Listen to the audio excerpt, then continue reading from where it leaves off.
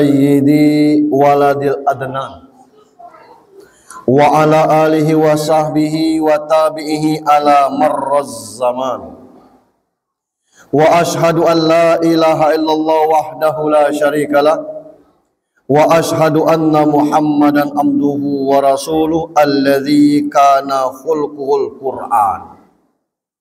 Amma ba' fa ya ayyuhal hadirun ittaqullaha haqqa tuqatih wa la tamutunna illa wa antum muslimun.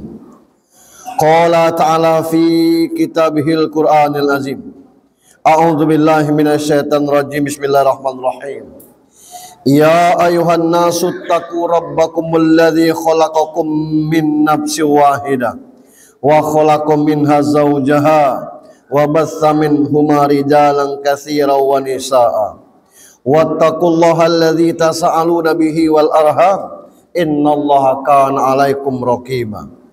Wa qala ta'ala aidan innani anallah la ilaha illa ana fa'budni aqimis shalah li dzikri. Wa qala an-nabi sallallahu alaihi wasallam hubbul watan minal iman. Kaum muslimin sidang jamaah Jumat yang dirahmati Allah Subhanahu wa taala. Segala aktivitas dengan niat semata-mata karena Allah tercatat sebagai ibadah di sisinya. Walaupun itu adalah rutinitas sehari-hari kita. Akan tetapi ibadah pokoknya adalah melaksanakan 5 rukun Islam, salah satunya adalah sholat berjamaah. Hadirnya kita di masjid yang megah ini dalam rangka mendekatkan diri kepada Allah, menambah pundi-pundi pahala, serta sebagai wujud iman dan takwa kita kepada Allah Subhanahu wa taala. Maka itu kita sholat Jumat secara berjamaah di masjid yang kita cintai ini. Salam dan salawat untuk junjungan kita Nabi besar Muhammad sallallahu alaihi wasallam. Seiring dengan itu, mari senantiasa kita bertakwa kepada Allah Subhanahu wa taala. Yang janji Allah, inna akramakum indallahi atqakum. Sesungguhnya orang yang dekat dengan Allah adalah orang yang paling bertakwa di antara kita. Bekal takwa itu kita peroleh lewat pengajian, lewat literasi bacaan dari berbagai sumber, lewat diskusi, dan lewat pengamalan melaksanakan amal soleh secara baik dan benar. Kaum muslimin sidang jamaah Jumat yang dirahmati Allah Subhanahu wa taala, di penghujung Agustus 2023 ini kita mencoba mengkaji makna 78 ulang tahun kemerdekaan Republik Indonesia. Salah satu kitab yang diturunkan oleh Allah dan penyempurna kitab-kitab terdahulu adalah Al-Quran. Ada 2 versi tentang jumlah ayat Al-Quran ini.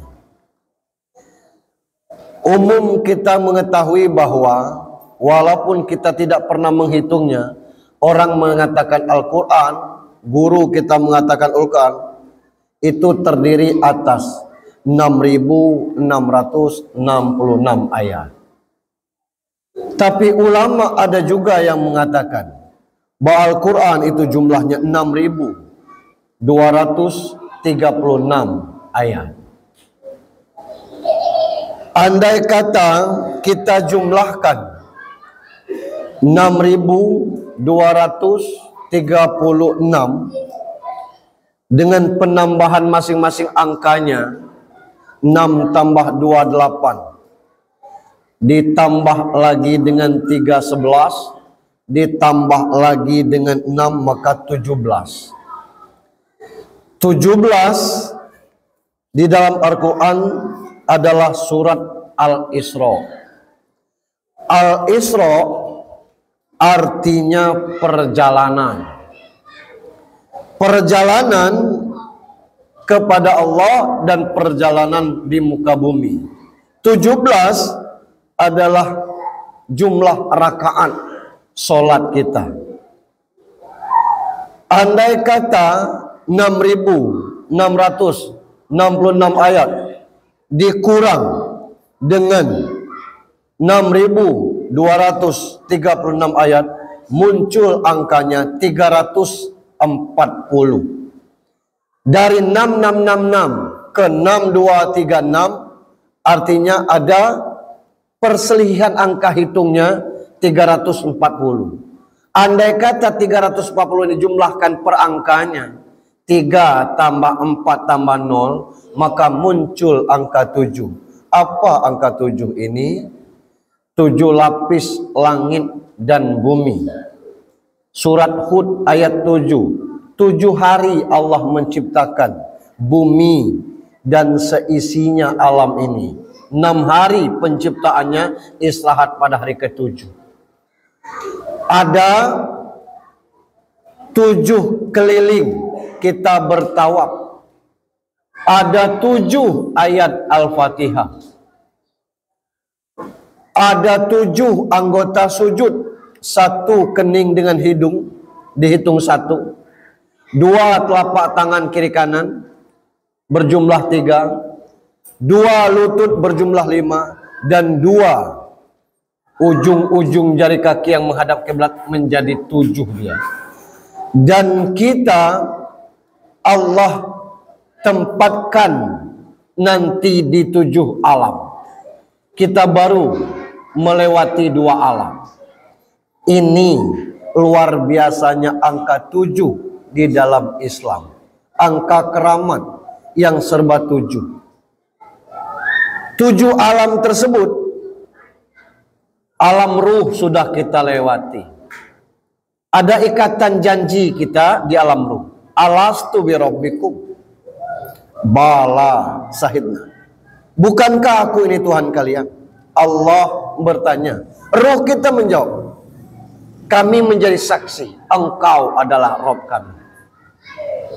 Setelah itu kita diinapkan di alam kandungan, alam rahim. 9 bulan 10 hari lamanya di situ. 4 bulan dalam kandungan, summa yursalu malaku fayanfu firru wa yu'maru bi arba'in kalimat. Rizkihi, ajalihi, amalihi, sakiyun aw sa'idun.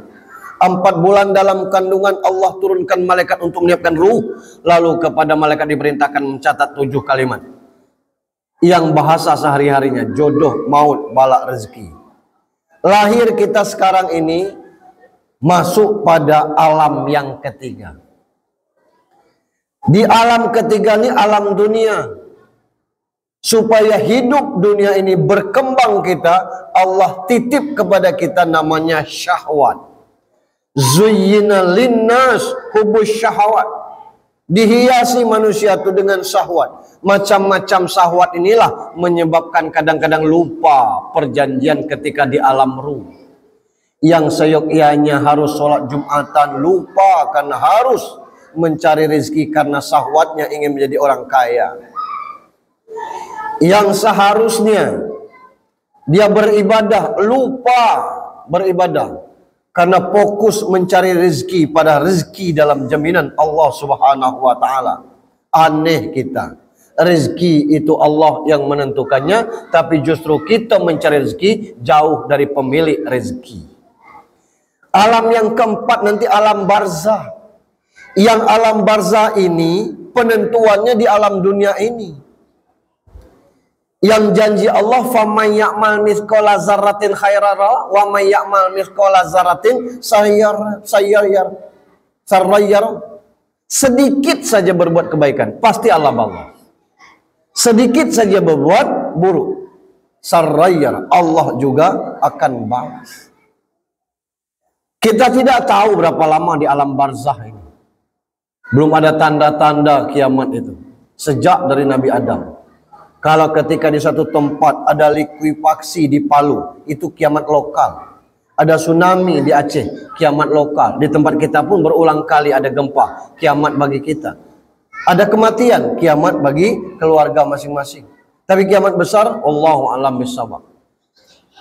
Alam kelimanya nanti yaumul ba'ats, bangkit dari kubur. Saat itu kita dibentukkan lagi oleh Allah. Jasad dipertemukan kembali dengan ruh, maka yang sakit, yang cacat tidak ada lagi di alam sana nanti. Semuanya kita normal. Memasuki alam keenam, yaumul mahsyar. Yang dalam hadis dikatakan ada yang keringatnya batas betis, ada yang sebatas paha, ada yang batas dada, ada yang tenggelam dengan keringatnya. Menanti waktu Allah menghisap kita. Nabi Sulaiman saja dalam catatan dikatakan bahwa untuk memeriksa harta Nabi Sulaiman itu butuh waktu 500 tahun lamanya. Setelah itu nanti baru alam yang ketujuh, yakni surga atau neraka. Itulah 7 alam yang akan kita lalui hingga nanti sampai kepada surga. Artinya bahwa makna angka 7 dalam HUT kemerdekaan kita adalah bagaimana kita menjadikan kita ini hidup sesuai dengan tuntutan Allah, tuntunan Allah, yang bahwa kita diingatkan melalui angka 7, kita akan hidup di 7 alam itu. Sementara 8 adalah surga. Ada 8 pintu surga itu. Kita bebas memilih lewat apa saja. Ada namanya Babur Rayyan, pintu surga untuk orang-orang yang berpuasa. Hanya saja kadang-kadang kita ini berani berpuasa tapi belum sholat. Ada yang dari kecil sudah berpuasa tapi belum sholat. Bagaimana hukum yang demikian? Ibadah ini bukan maunya kita tapi maunya Allah. Ada tuntunannya, yang tuntunan itu harus kita ikuti tuntunan Allah Subhanahu wa ta'ala. Dalam tuntunan Allah ini, jangan kita kira puasa kita itu semuanya puasa yang baik. Wallahu a'lam bissawab. Jangan-jangan kita berpuasa cuma tidak makan, tidak minum. Sementara puasa itu pengendalian diri. Yang kedua, babul jihad, pintu jihad, orang yang berjihad di jalan Allah. Jihad bukan semata-mata perang, tapi kesungguhan kita. Bagaimana menghidupkan Masjid Taqwa Timur Indah ini? Bagaimana jamaahnya betah mengikuti pengajian? Bagaimana masjid ini selalu penuh dengan kajian-kajian agama? Itu juga bagian jihad. Yang ketiga, babus sedekah, pintu sedekah. Sekecil apapun sedekah kita bernilai di sisi Allah.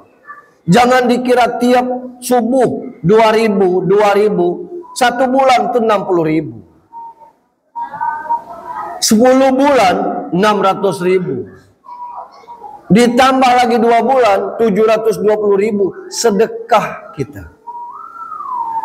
Kalau sudah 720.000, masing-masing kita bersedekah seperti itu saja, luar biasa potensi kita. Dan kemana orang melekatkan uang itu akan menjadi pundi-pundi amal. Bisa jadi itulah amal terbaik bagi kita.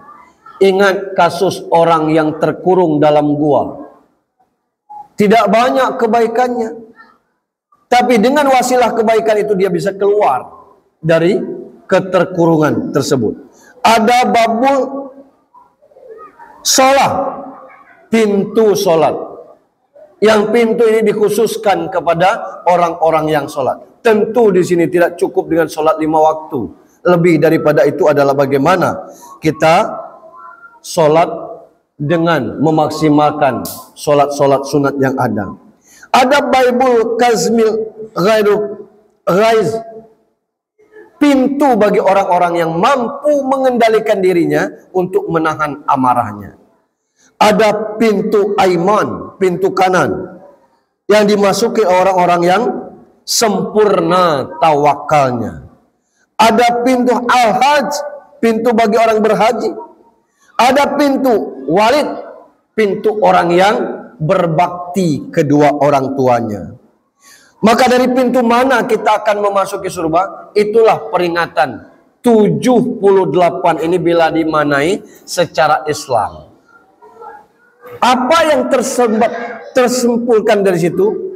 Ada pesan tersembunyi bahwa kita harus melakukan perubahan dari kondisi kekinian menuju kepada kondisi yang akan datang. Bila tidak ada perubahan, maka kita akan tetap seperti ini. Ibadah seperti ini, negara dengan kondisi seperti ini. Belum tentu menjadi lebih baik, tapi mundur. Sekarang kita merasakan susahnya. Pajak semakin tinggi, ekonomi semakin terpuruk, pengangguran semakin banyak, lapangan pekerjaan semakin sempit. Butuh kesungguhan untuk bagaimana kita merubah perilaku ibadah kita kepada Allah Subhanahu wa taala, merubah cara pandang kita bagaimana mencintai republik ini, sebab tidak cukup dengan hubbul waton minal iman. Mencintai negara adalah bagian daripada iman. Tapi iman ini mesti direalisasikan dalam wujud nyata untuk bersama-sama menjemput perubahan yang besar itu. Semoga saja angka 78 ini sebagai gong besar bagi kita untuk menyambut dan bersama-sama merubah kondisi menjadi lebih baik. Baik pribadi-pribadi maupun jamaah kita, dan secara umum adalah bagaimana merubah negara ini menjadi lebih baik ke depan. Barakallahu li wa lakum fil Qur'anil azim. Wa nafa'ani wa iyyakum bima fihi minal ayati wa zikril hakim. Aqulu qouli hadza fastaghfiruhu innahu huwal ghafurur rahim.